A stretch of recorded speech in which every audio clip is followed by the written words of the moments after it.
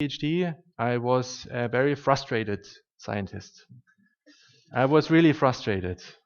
And you know why?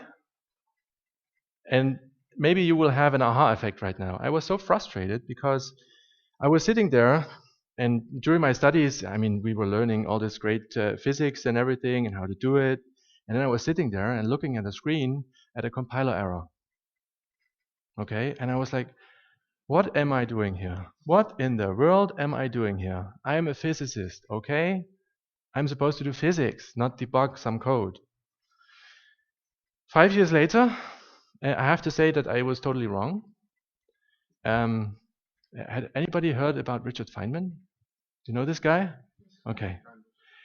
Do you know what he did for the Manhattan Project? That was like totally early in his career. He was part of the Manhattan Project. Does anybody know what he did there? Exactly. So they were basically calculating the pressure wave that was induced by the atomic explosion. So what they had a couple of machines, okay, that do computations, not computers. And basically he was in charge of a team of these he was in charge of an HBC group, not HPC, but HBC, human brain computers. Okay, and they were basically assisted by some computing machines. And what he did back then was actually thinking of how to parallelize the calculation. So basically, they had an equation, probably totally simple one, some multiplication terms, some additions, and the only thing that he came up with, basically, among other things, was how to parallelize these steps. Because before he came, what they actually did, they had basically like a stack of cards that they needed to compute. And they just did one stack, okay, just went from machine to machine with the result of the previous one, etc. And then until the whole pipeline was through, they started again, next stack, next part of the equation. Now this is an easily parallelizable program, right? Because what you simply can do, you just start an equation with one stack, and then another stack, and start like once the machine is ready to do something again. And this way they actually sped up the computation quite extensively. Okay, and he did that actually, so they did all kinds of stuff. They bought colored cards, and then so that basically technicians and the human brains in the computing were actually really knew which kind of stack is where in the machinery and everything. And later on, this is also something I didn't know. He was actually part of what's it called? Thinking Machines Incorporation. Ever heard of this company? Yeah, yeah. It basically was, well, it's not IBM right now, but it was later, parts of it were bought, I think, by IBM and SGI and Oracle. So, and they were the ones in the 80s that actually built the first supercomputers. And Feynman's son was actually part of the company, and Feynman had already received his Nobel Prize, so there was not, I mean, he didn't have any ambition to really, do stuff. But what he did, he joined the company, and then actually modeled the message flow in this supercomputer. This was a supercomputer with 64,000 cores, very small ones. And what he actually did, he helped them organize the message passing. So that's why I'm saying I was totally wrong back then. Because yes, we are physicists, yes, we try to solve a problem, and yes, computers are a tool, and we should master it. That's the conclusion I basically made over the years. And as a side note, I basically started back then in 2009 together with Stefan to actually put up this course. There were the first two incarnations were in Dresden, and then we moved to Hamburg and Munich, and now we're here again. So basically, and this is also why I came again, because I'm not in physics anymore, because I care about teaching people that you guys can do your task more rapidly. This is what I'm after. Okay, this is why I'm here. Because you guys are scientists. You are supposed to solve the problems of tomorrow. Okay, and if you could do it faster, I'm happy, because that helps everyone. Okay, good. Motivation. Thank you. Somebody is writing notes. Excellent. Good. I encourage that. Good. So how to proceed? So go to this lesson page. There's some code. Behind here, there is a tarball. Please download the tarball. Okay, and then extract it to some location that you feel familiar with, be it your home directory somewhere, I don't care. And let me do that as well. Oop.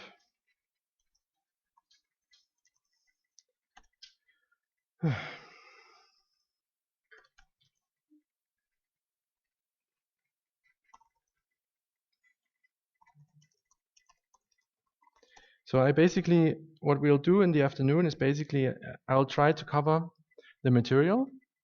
Let me pull up my own notes. That might help. And I simply will code along, and I encourage you to do the same, so that we're always doing the same thing and can discuss code as it evolves. Okay? Okay. Good. So let me download this code here.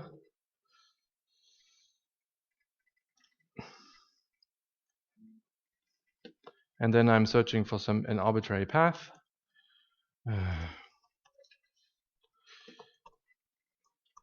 Doesn't matter where it is. And then I'm downloading the code. Okay? So you should basically have this tarball now in your current directory. Please unpack it.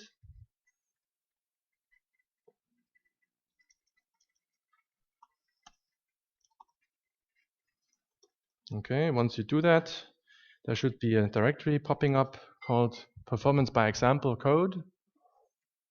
And then go in there. And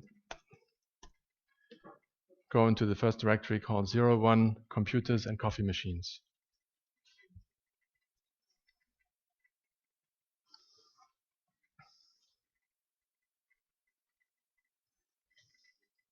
Okay, now comes the first exercise for the day. Call make. And once you have the test running and it actually produces OK, put up a green sticky note. Okay, call make. If it doesn't work, then put up a red sticky note. Confer with your partner if you did something obvious wrong. Maybe we have to overcome this step now. Okay, it should look like this. Okay, there are a couple of red sticky notes. So please talk to your partner and let's see. Let me mute this. Yeah. So if you find that something is missing on your machine, okay, then please use the NAV machines. I tested the code on them, so the ones that you have accounts to. Okay. So maybe I can also ask my coworkers to also help me go around and fix issues, because we need to have it running, otherwise the whole material won't work. I will switch off my microphone now, just for debugging.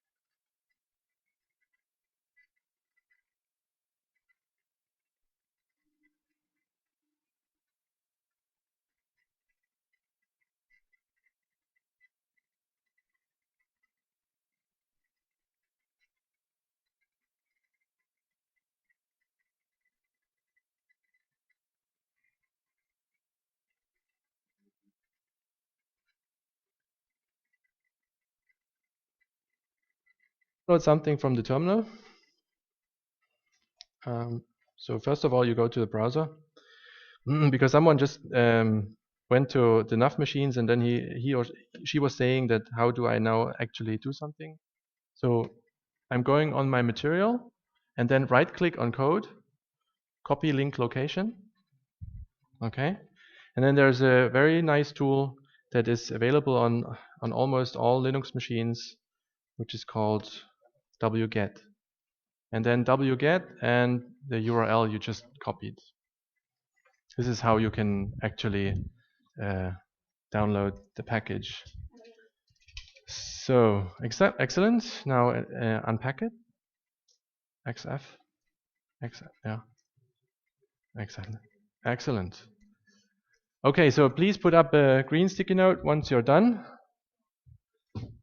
Is it working? So I think I have to also change the path because it was in your... principle. Yes, I know it was mine. Yeah, does it work? No, I'll just... Please put up this green sticky note only when it works, okay? Because I need to make sure that your code is running.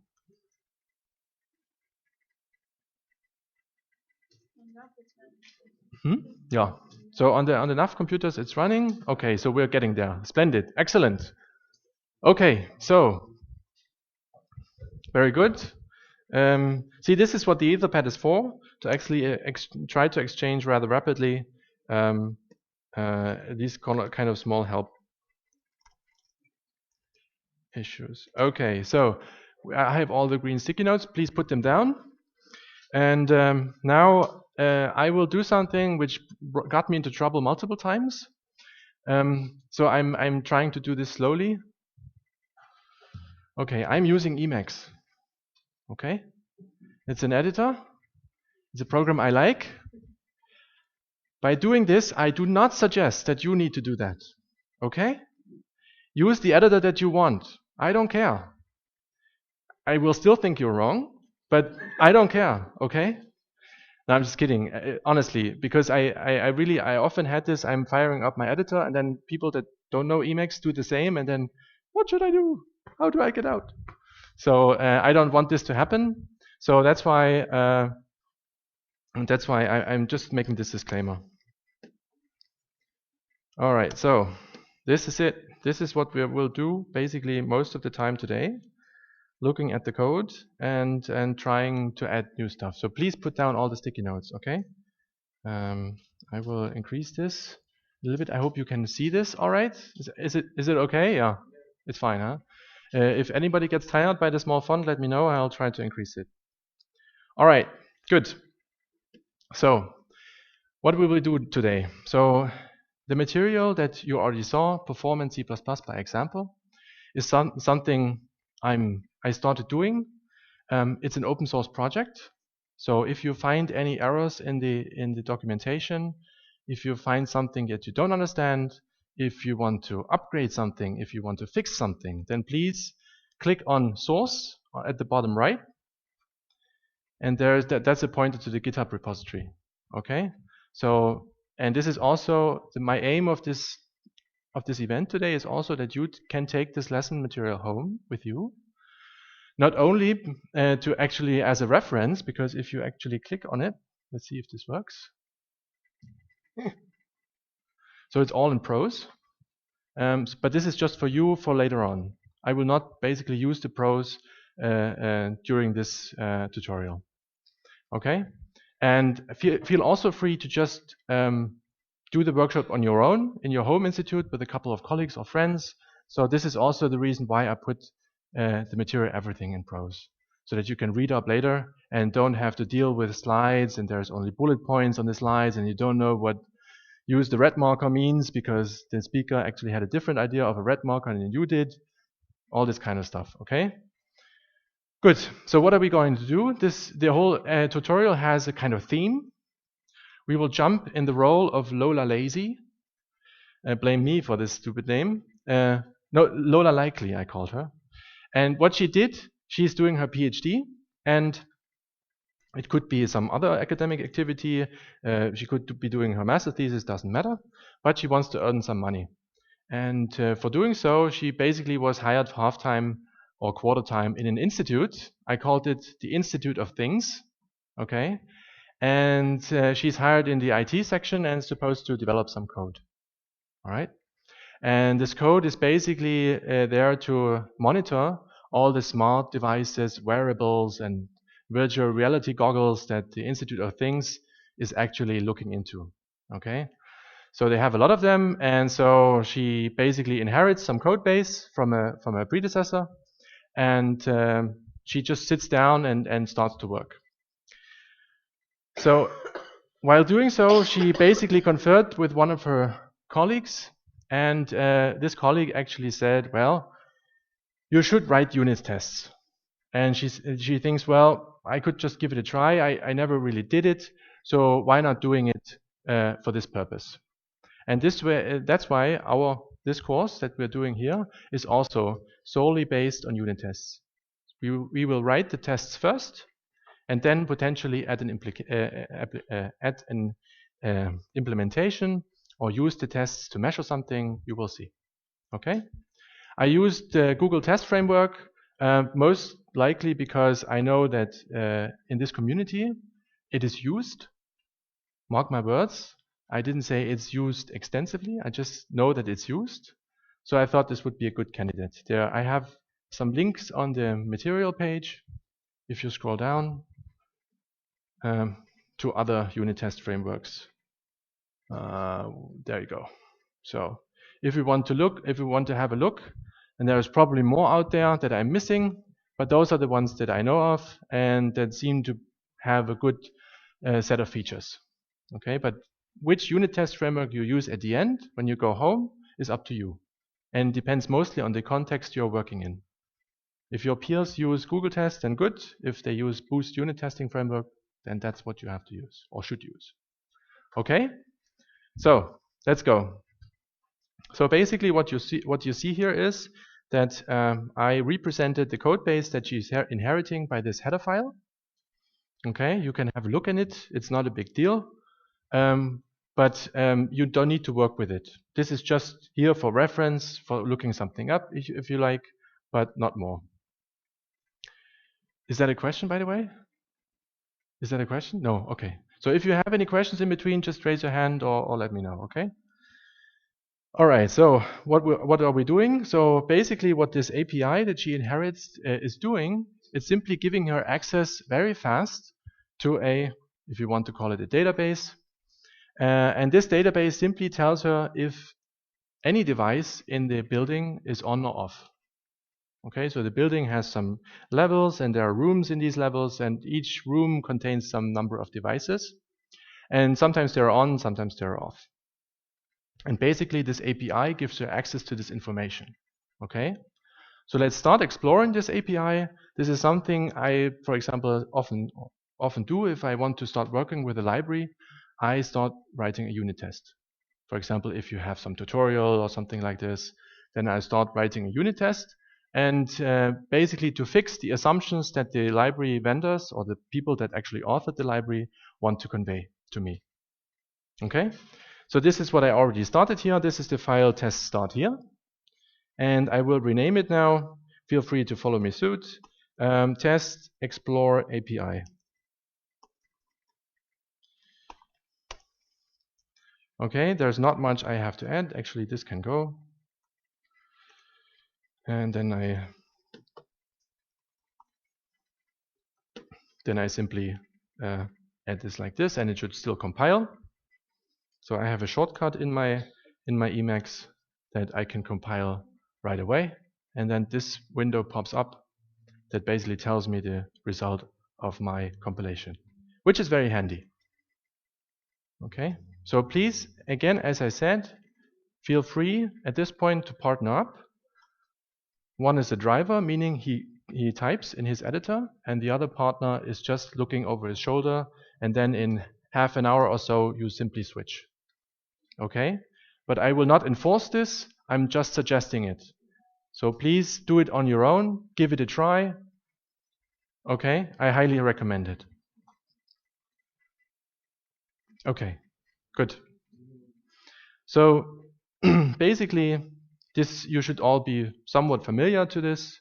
Just a quick raise of hands. Who has never used Google Text before?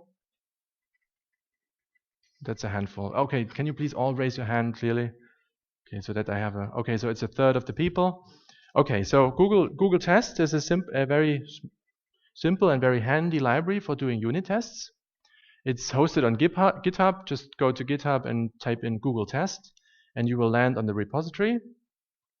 There's quite some documentation available, starting out with a unit testing primer, where they explain basically what unit testing is and how you could use Google Test to actually do unit testing. And then there's also some advanced guides that I highly recommend you looking at it. I think the link on the lesson is directly pointing to the GitHub repository. Okay, so you can also feel free to just click on it and dial over to the unit testing primer if you need help. Actually, if you look at it, it's very simple how to use it. So this up here is the meat of it, if you want to call it like this. This is a test case. Everything that's between the brackets is merely a name that can help you structuring your tests, but not more. Every test case has an assertion at the end. An assertion is simply a function. Here I call it expect. There are two levels of assertions in Google Test. And these assertions mostly deal with Boolean decisions. Okay? And the nice thing about this here is it remains somewhat readable. So I have a test. Let me go through this. This is the name of the test. It's not called test suite in Google Test. It's called something else. Test bag, or I don't remember. So this is basically a more general term how you want to sum up your tests. And then this is the concrete test case. And then it will end on an expectation, namely that I expect that the return value of this function is greater than 0. Okay? IoT size does nothing else than giving you the number of rooms there are in the entire building, which should be greater than 0, right? Otherwise, something's wrong, either with the building or with the API. So, okay. So that's why I use this, because this is basically an expectation I have towards the library. So let's execute it, just so that we are sure that everything works fine. And there we are. The colors are dismissed by my Emacs editor. Doesn't matter. For me, the important visual feedback is this green. Okay, so this is very important in this whole style of working, that you have quick visual feedback. Green means everything's okay. Red means, well, you'll figure it out, I guess. Okay, so first task is to sum up how many active devices there are on the first floor. So what I do for this, I simply copy this. So n devices on first floor. Okay. So, and then what we have to do, we simply declare an integer n devices. We initialize it to 0. And then we move through. No, I don't call it I call it R.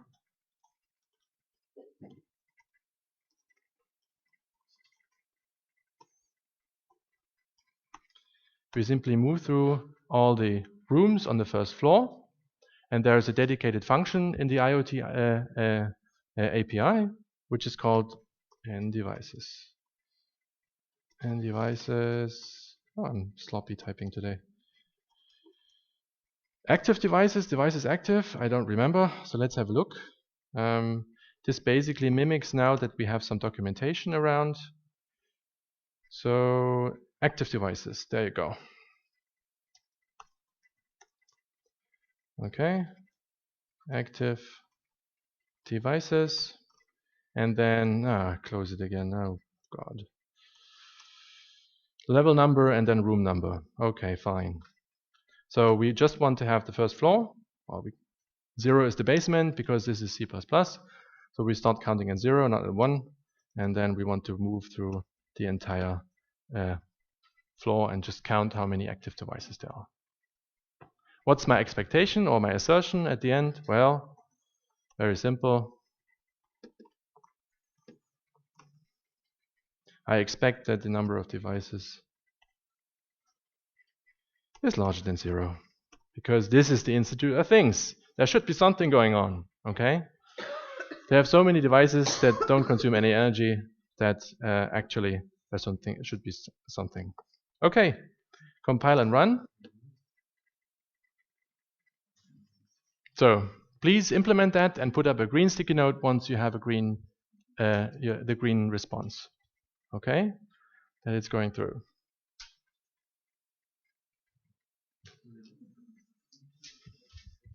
I'll give you some time. If you have any question, let me know.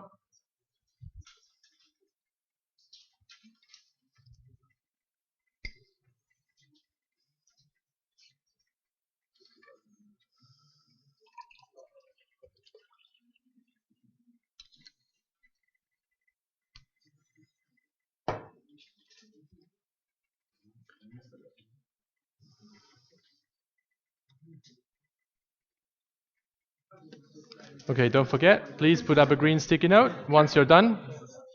Exactly. Okay, looks pretty promising. Okay.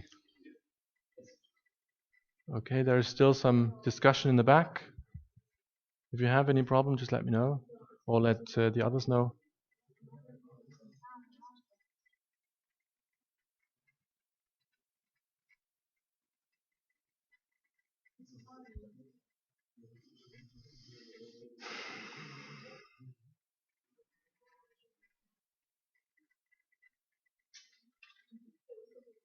So feel free to explore the IoT.hpp, but you don't need to, because I just heard that somebody is wondering what's going on.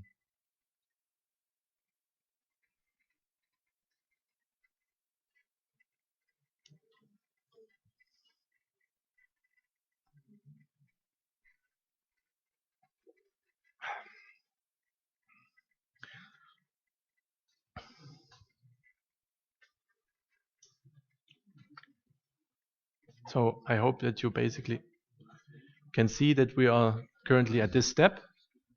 And if you want to get some open source credit, feel free to send me a pull request, because there's a mistake. Something is missing. But that is maybe something for the break. So anyway. All right. Green sticky notes up? Cool. Very nice. Then let's put them down again. So obviously, what she needs to do, because she wants to know how many devices are active in the entire institute, because as I said before, she was tasked to write a monitoring application. And of course, for this, it's probably quite nice to know how many devices are actually active. All right. So let's do that. Because we are lazy programmers, we just recycle what we just did, which, by the way, you can do on a small scale, not with something more than 10 lines, okay? You promise me. Okay? Yeah, you laugh now, okay? I've seen it multiple times that people copy and pasted 500 lines of code and then just changed one variable also. But anyway, okay, so let's sum up active devices. So we can leave the number of devices to stay the same. We just insert here another row.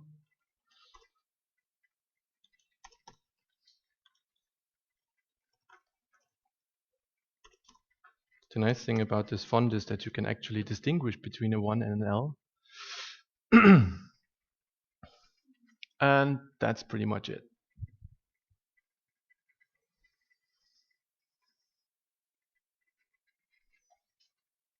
Exactly. Then you just run it, and you hopefully see that it goes through. So it's passing,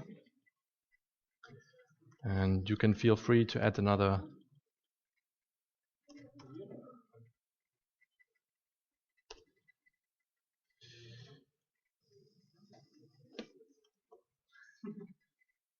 basically she is asked to put in another test because the administration has approached her and told her that the total number of devices is not to exceed 2 to the power of 32 to some limitation in some spreadsheet program they are using.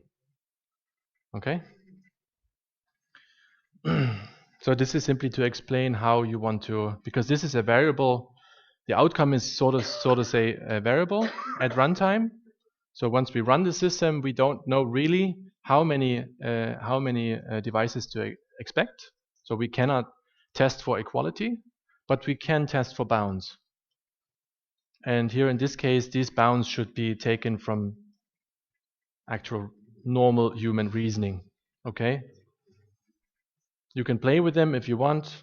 We could also, well, and anyway, don't get me started. Good. So she basically, Lola basically is of the opinion, well, I will do this a lot of times, and so why not put this in a function? So let's just do that. Because my screen real estate is very valuable, okay, so I don't have much space on the screen. I will put the implementation right above the test, so that we have a slight chance that you see the implementation and the test. I cannot promise anything. Okay, so let's refactor this into a method. So this method, well, before we do this, now that we have a running test, maybe we can look at it and maybe think, is this a reasonable implementation that we chose? Because every time that we have a green test, there's a chance of refactoring because I now have a test suite underneath, so I can change the actual implementation that I can always test again with my tests. So this is also a good reason to actually have unit tests. So I think there's nothing to improve here, as we have the upper bound of 2 to, oh no, wait, 2 to the 32. What's the highest value of an integer, of an signed integer? Say again? Almost. It's exactly. Okay, so let's check again. Okay, it's lower then. So it makes sense, okay? But that means that basically we can stay with integers. These are the small kind of things that you might want to take care of. So that's basically it. We don't need anything fancy. And then we can copy those 2 for loops and then we're done. Okay. And of course, now we can go back. Now we have the option either we leave the test or and create a new one, or we simply renew the test. The important thing about this unit tests are these 2 assertions. So I think it's valid to say that we just ditch it and just write this. And then the important thing is compile and run. Green. Green is good. I like green. Green is better than red. Red always means trouble. Or at least work.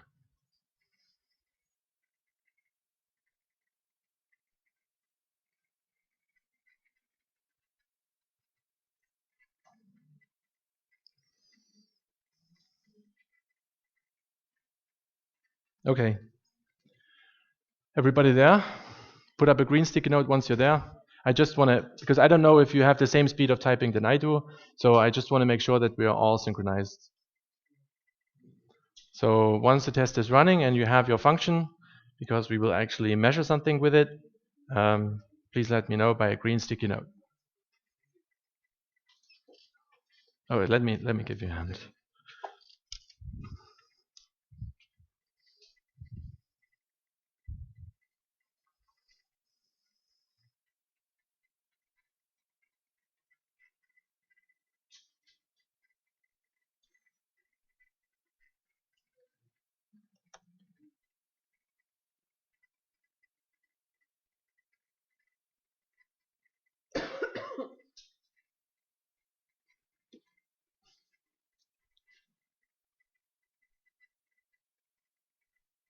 Everybody good?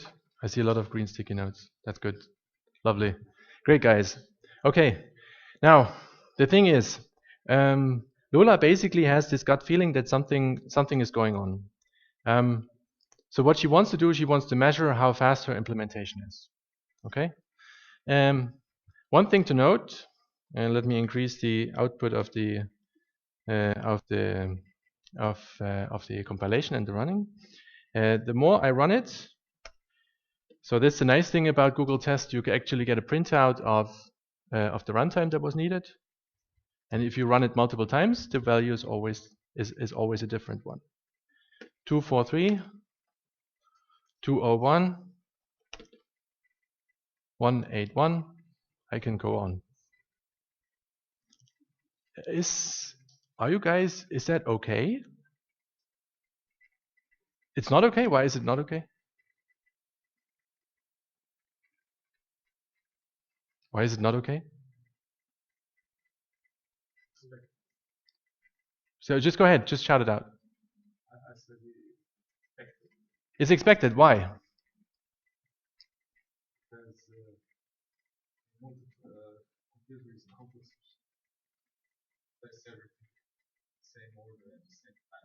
Exactly.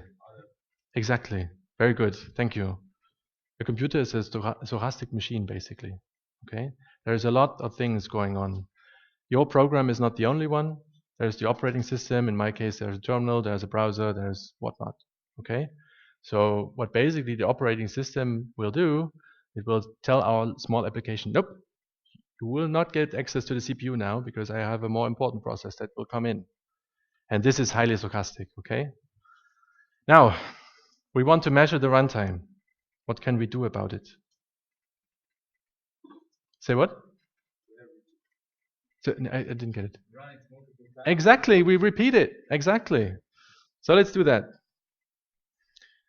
We repeat it. So what I'm going to do, because this is a logical test here, this is a test of functionality, I will clone it and put in a new test because I want to separate logic that my implementation fulfills to runtime measurements. Okay, so measure, how is it called? Count active. Okay, so what do we have to do? But because we still want to, well, yeah.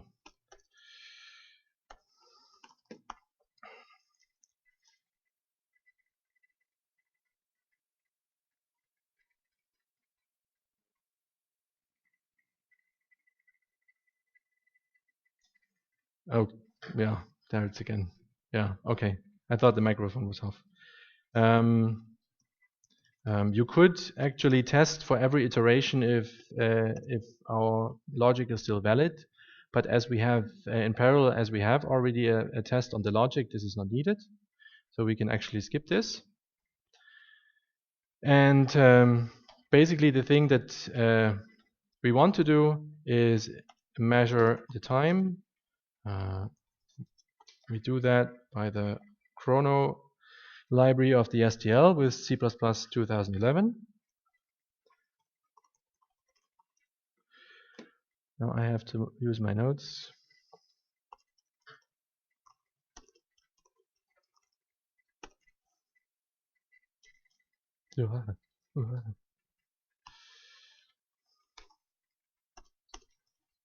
Now the chrono library is quite nice. The only thing which is not so nice, computing differences, I think. But this is more a matter of taste than an actual fact. That's why I always have to look this up. So we basically have now inserted two time measurements. And now we want to have the difference.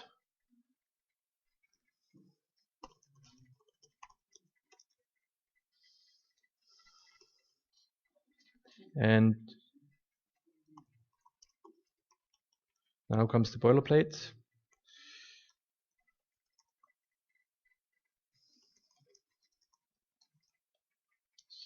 Yeah, exactly.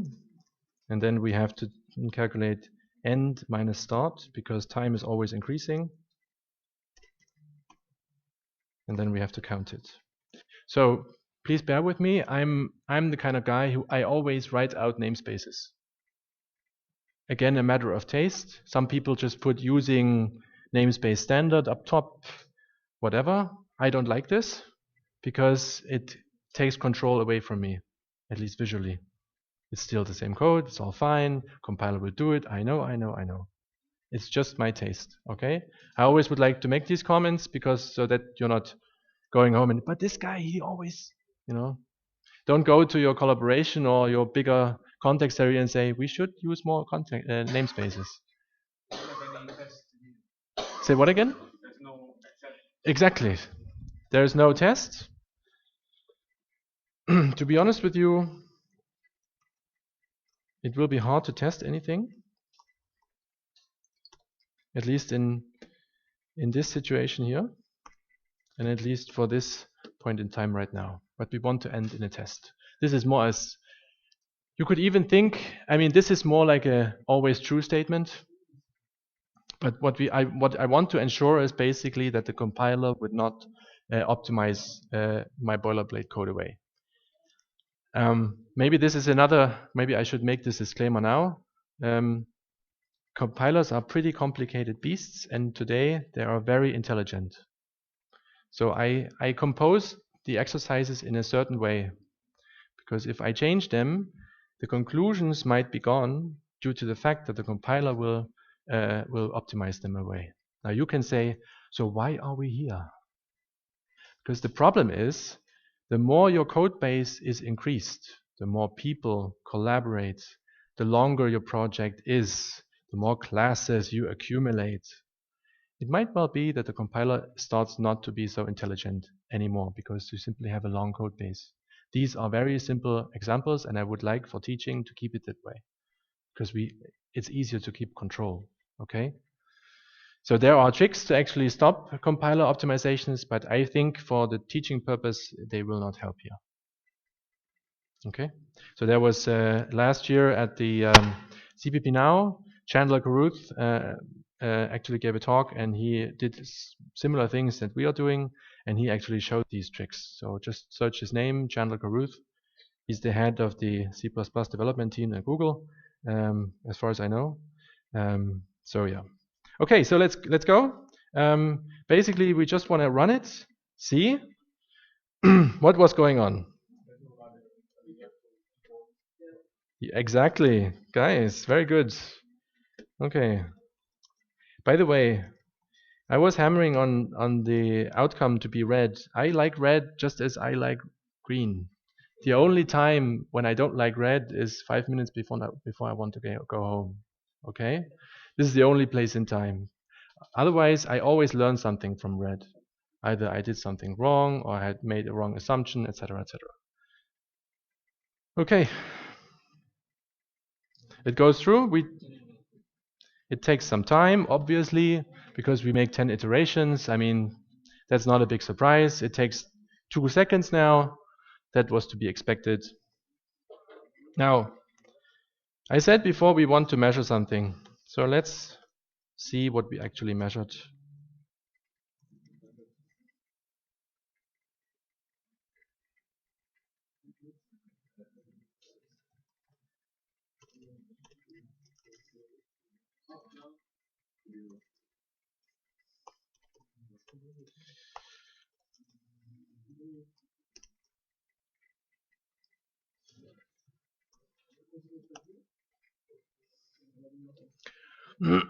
So now I did a simple printf. There it is.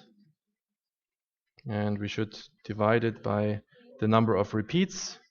Okay, what am I doing here? Let's think for a minute. You can take down the green sticky notes, by the way. I always forget to say that. So I could do this. When I personally do something like this, my internal alarm bells start to ring. I don't know if you, Maria, did you cover magic numbers? I think you did. Yeah. So, yeah. Yes. Good. So this is a magic number.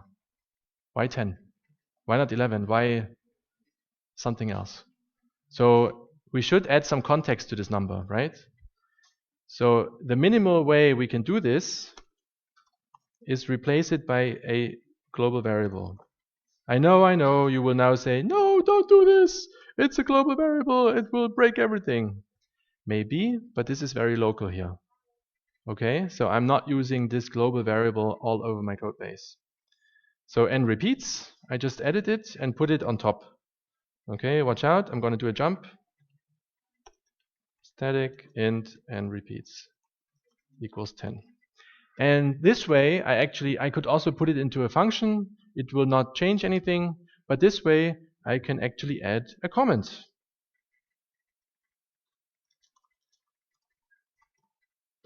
Now, please don't make the conclusion, oh, I should add more comments to my code. Comments also have their problems if they are too abundant. Okay? So try to keep them as concise as possible. Let's start with 10 iterations. Doesn't say much. 10 iterations because the runtime test takes only 2 seconds.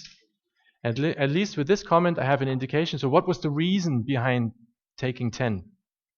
Okay? Cool.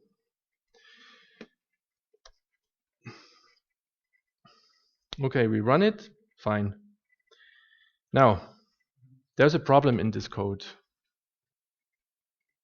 Okay? And our main character, Lola, actually has a gut feeling about this. Because she somehow has the feeling that this is not good enough for her. Because she has to do this all over again. So she takes the time to make a small experiment.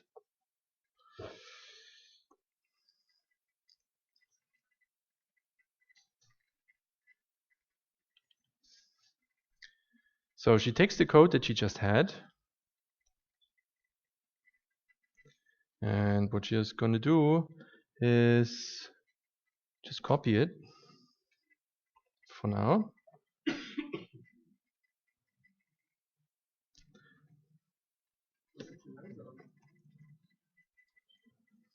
And we call this measure synthetic active because we will now come up with some training data.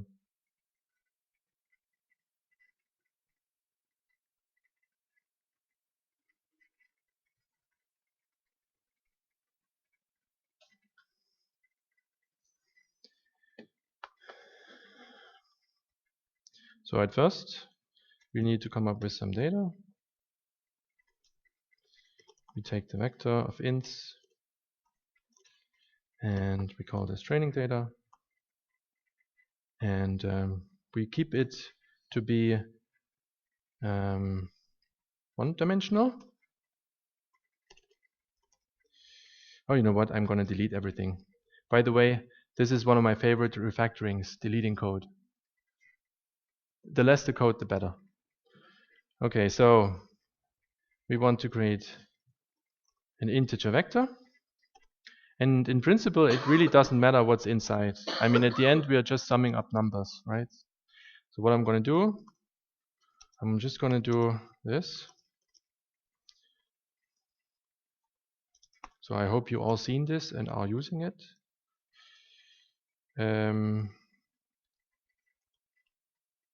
The problem with this, actually this is a nice, we could actually discuss this real quick, is this is so nice that it actually comes with more code, which is not so nice. But anyway, so I don't know, something doesn't really matter. So this is really a poor man's simulation. And what I'm simply doing is I'm putting an arbitrary number inside. This is modulo 4. So whatever is the result of count plus plus will be computed by modulo 4 and then it will be put into the training data. It doesn't matter. You can put all 41s inside, whatever. I just want to tell what I wanted to show by these 2 lines is sometimes you have to sit down and actually come up with a good idea about your training data that resembles the real life data that you will see in practice. And sometimes this involves dicing random numbers. Sometimes you can live with something like this. It really depends. Good. Now, what we want to do is sum up the contents of this training data. We could actually do something like this, because this is again code we should test. Training data, I don't know, 10 should be greater than 0. Or we could actually put an exact equality, because we know what the value of 10 is. What is it? Anybody have an idea? What is the value of the 10th item?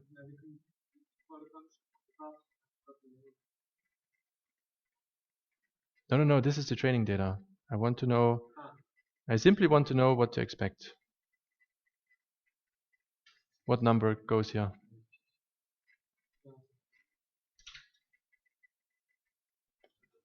What number goes here? What is the 10th value here?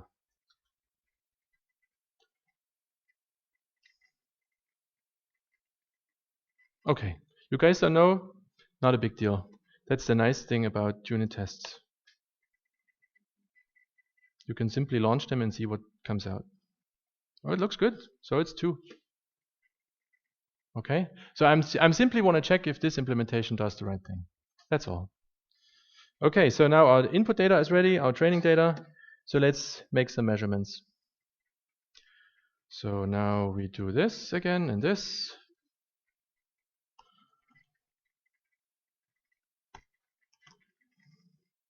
So let me see if I can scroll in a way that everybody sees the entire function. Bless you. So we say int I equals 0. Or we don't even need to do that now, you can actually do it this way. Training data. And we want, where's our n active? I did forget it.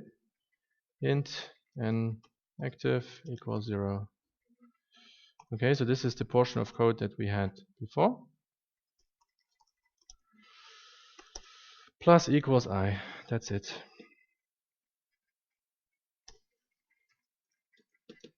Okay, I'll leave this on the screen for now. Basically, Lola has the suspicion that the way the API she received is doing it, or something in her in her tests was wrong. Something is slowing down her code, and she basically wants to find out with some, if you want to call it a roofline test, what the maximum performance is that she can get. And for this, she simply takes a one-dimensional array, basically. I'm saying array because this is the term that is most understood by many people. I know it's a vector, str vector, but it's an array. And basically she loops through and just sums them up. And now she wants to see what the result is. So please put up a green sticky note once this code is running on your laptop and you see the timing. Okay? So put up a green sticky note. I'm going to wait a little bit. And then those of you who actually have the result, please paste this line and the line from above into the Etherpad. So so the time measurements, please put them in the Etherpad. So what the output of this line is, and the way top line there, time and training. Please put it in the Etherpad.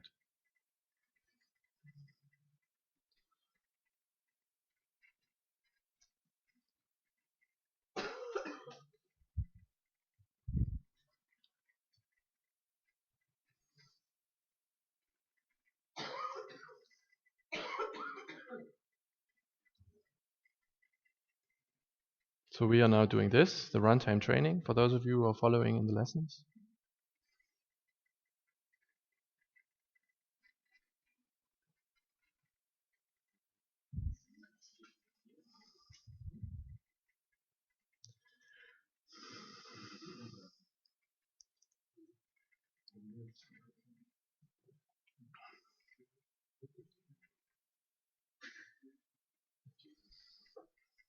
Okay, green sticky notes.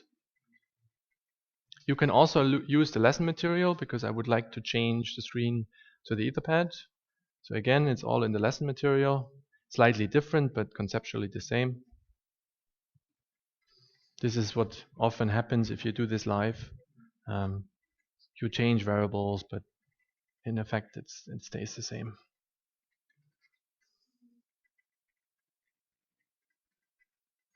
Okay, I will wait a couple more minutes. There's the back row, doesn't have any green sticky notes. I see a couple of green sticky notes here and there, so I will give you some time, and feel free to help each other. Would you like to answer some questions from the other page? Yes, go ahead. I'm sorry. I would like. It's basically only about the C++. Go ahead. Detail. So one is what's the difference between double testing at the front end and only testing this? And if you have to go, it's at the end of the code where you call the tests. It's testing in its Google test. This one? Yeah. So you have not www of course, colon. Yeah. Testing. And testing. Yes. And that works also when you leak out those double doors. Okay. So this is, yes. So basically, if I understood correctly, I have to admit I haven't looked at the code of Google Test, but this basically is a reference to the global namespace. Okay. I personally think this is just for beauty. Basically can always have those. Yes. Yes. A lot of them in the world. It's more an indication for the developer, I think, that okay, it's basically, I think it has to do with the using namespace standard thing. So that this is basically an explicit reference to the global namespace, not the current one. Right? So they want to make sure, even if you have a using namespace standard up top, that this points to the right namespace. Okay? This is, I think, the reason. Okay? Green sticky notes in the back. Excellent. So let's look at the Etherpad. What do you guys see? All right. Oh wow. This is unexpected. Okay. And this is on the NAF, right? Okay. Okay. Here this is somewhat expected. So there's a difference as well. Okay. Okay. So most of the people have. What is this? Okay, this is actually expected. Okay. How much is this? Yeah. Hey, come on. Leave it. It's 1 millisecond. Yeah, I know. Okay, let me do it. So there was a problem. I hope I didn't break it.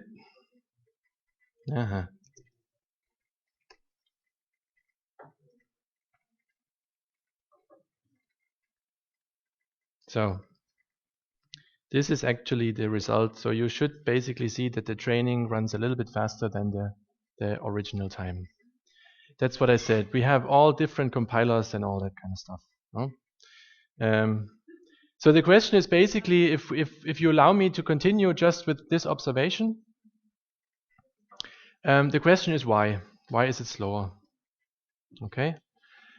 And the reason for this is that computers are no coffee machines. This is the overall theme of the first lesson. So let me see if I'm sorry that the colors are not so coming out so well. So what's going on? So maybe I can have your attention. I hope your code runs. So basically we have this array. It's a 2-dimensional array. Actually it's not. It's underneath. It's a 1-dimensional one. But it doesn't matter. Even if it would be a 2D one in a C++ kind of way, the operating system will still make it a 1D one. In any case, so the implementation that Lola chose does the following. It first goes through the levels. It first goes through the rooms, then through the levels, right? That means she takes item number 0, then she takes item number 16. Okay? Now, what's so problematic about this? Your computer has a CPU inside. The CPU is connected to the memory, but this connection is a very complicated one because this connection to the main memory is through a level of caches, which means that in this loop, what actually happens, you fetch this item number 0, but your CPU will basically load, this is just symbolic, a number of items into cache. Then you go further, next line, again you fetched only this and do something with it, but the computer will do, or the CPU fetch this. And this is a waste, obviously, right? When you just go through linearly what the training data should have done, right? You utilize all the cached values that the CPU actually loaded. Okay? You can also measure this. Besides doing it like this, but this is something I didn't test on the NAV computer, so bear with me. I can only show it, and I have a reason why I'm only showing this on my machine. You can check if you want to do it on your own as well. So there's a nice utility which was actually first written at CERN. It's called perf. Some distributions have them in different packages, and this is actually a quite nice small utility which has a large portion of options. And what we want to do is basically we want to collect some statistics about our application. So we especially are interested in, and I need to check, we are interested in the last level cache loads, and it doesn't even have on my laptop, it doesn't even have the correct events. I developed this on my machine at home. In any case, so basically what you would want to look at is this number and this number. So what this is, as I said before, your CPU basically have different number of caches. There's level 1, level 2, level 3, and the event that you actually load something, which is this, and then check for the next value that this is, for example, if you switch the line, that this value is not in the cache, is called a cache miss. So if the CPU works on items and sees, okay, the next item is not in the cache, that's a cache miss, and the CPU will go back and say, hey, I need that value in cache. Come on, give it to me. All right, so this is a cache miss. So these are, for example, two events that you would want to have a look at. So let's do that real quick and see what happens. Perf stats. And then it's just a test. How did we call it? Explore API? Something like this. And so everything runs as normal. Yeah. So this is the overall picture, but this is not something that we want. We want to filter out a single test, which is something that you can do with Google Test. We want to first look at measure count active. This one.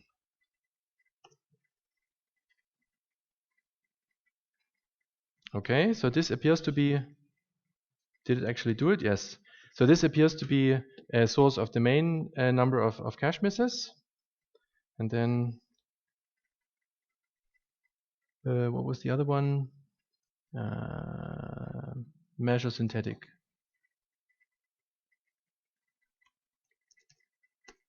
So this should have, but I think we are too close to the CPU.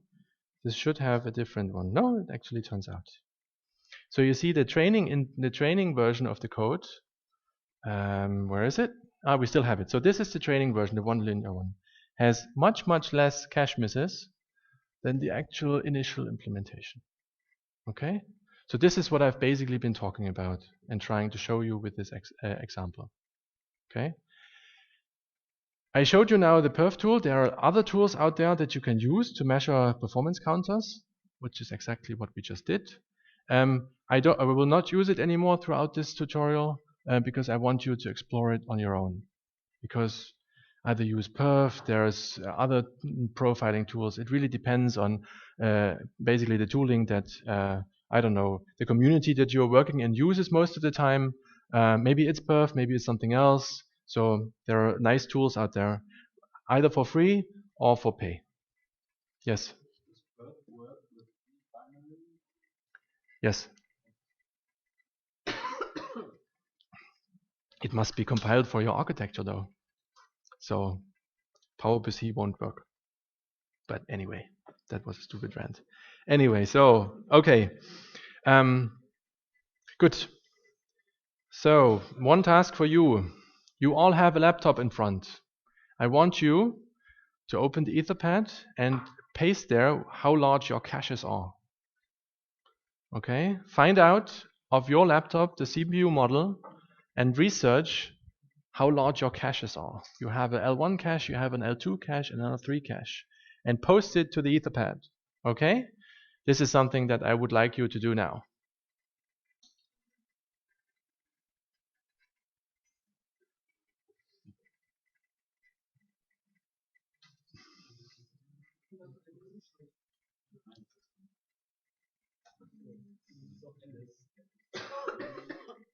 Put up a green sticky note once you're done with that.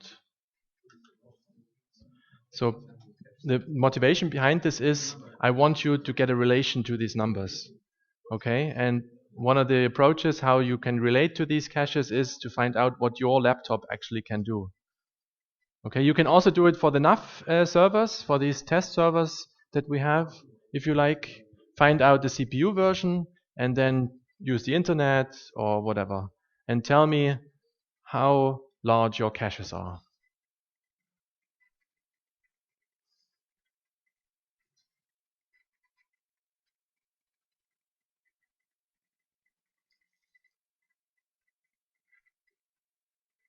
I guess people don't need that anymore. So there's already a first.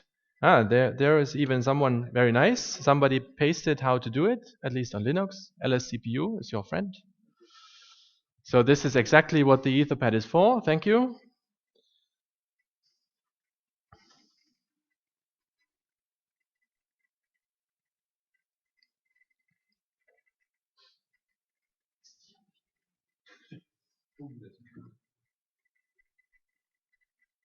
Very good. Very good.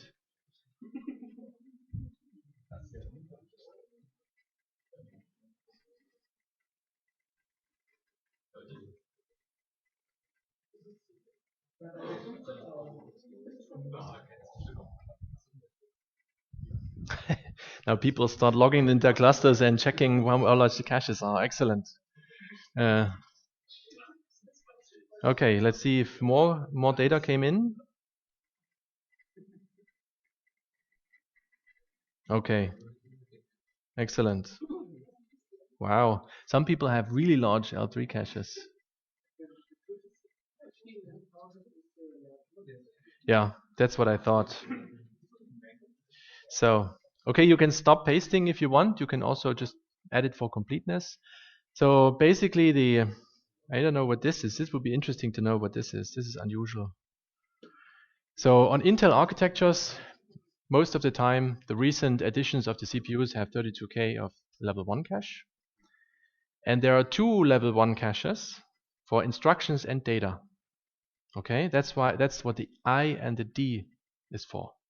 Because remember, both your program and the input and output data are first loaded into memory, and the CPU fetches them from there.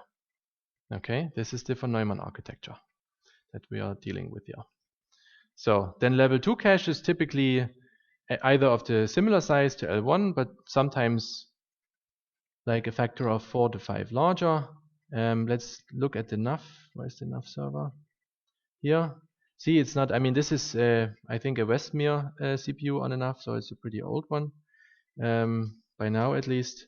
Yeah, so, and they basically, just like the laptop CPUs have on the order of 256K.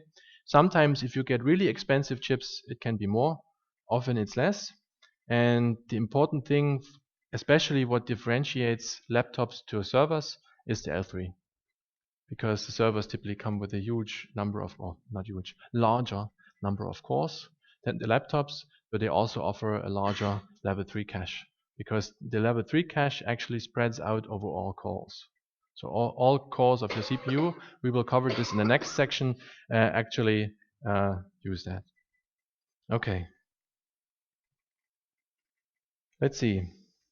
I think this is the end of the first section. I pasted a figure in the lesson material, which basically again tries to represent the setup of the CPU again. The width, take the width of the arrows as an indication of the bandwidth that you can get.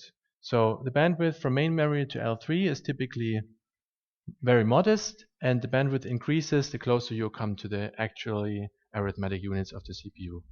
Okay? Good. Now it's 10 to the coffee break. Oh, there's an AMD one. See? This is really interesting here. Look at this. So the AMD's Andre. Andre, who is Andre?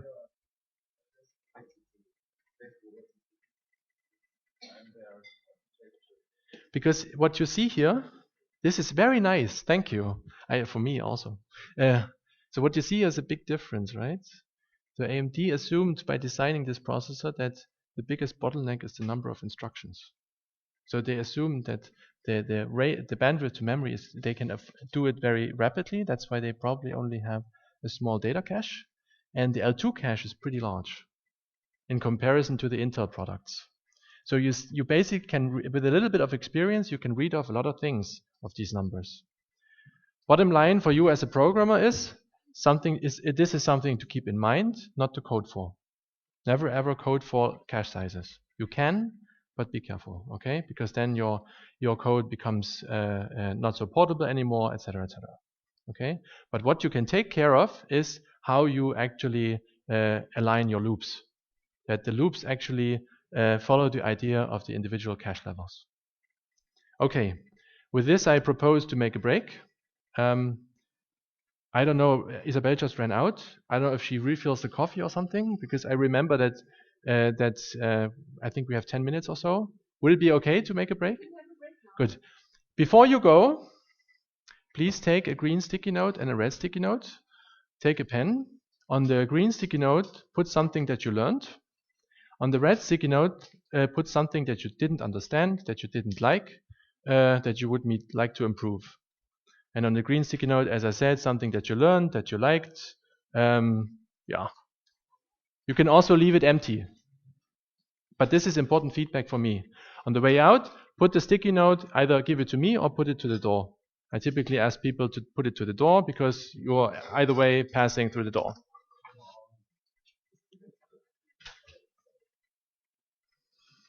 So, E for bed.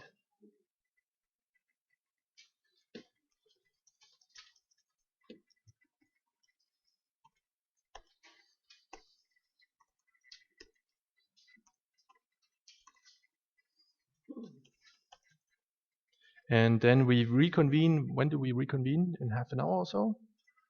Or when do you guys want to continue? I don't care. What's the schedule? I don't have this. Do I have the schedule? Is this 4 o'clock? It's 4 o'clock, right? 15:50. Okay. Then let's start 10 to 4, which is actually quite okay. So this is half an hour from now. Okay. Please either put the sticky notes to the door or give it to me. Whatever you like.